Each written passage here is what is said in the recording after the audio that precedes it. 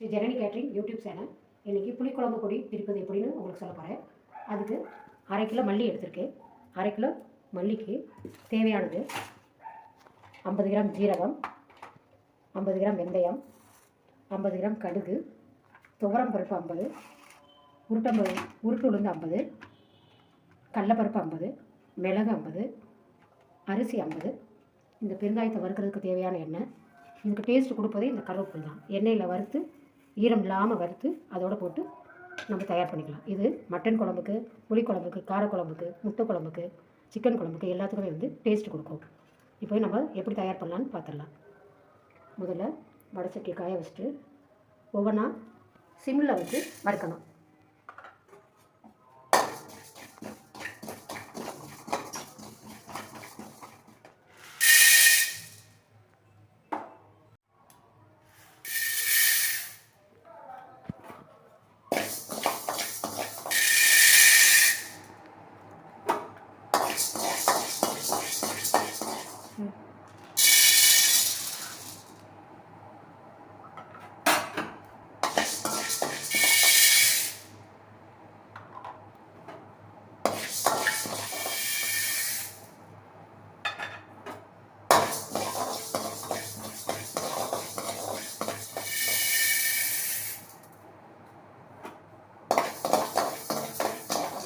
கொஞ்சம் எண்ணெயை ஊற்றிக்கலாம்.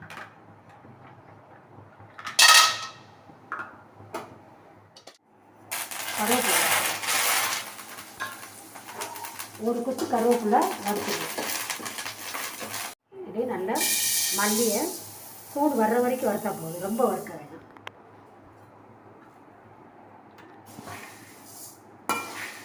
இப்போ எல்லாமே நம்ம தனித்தனியாக வறுத்துட்டோம். இப்போ எல்லாமே ஒன்றா கலந்து ஆற வச்சிடலாம். இதோட நம்ம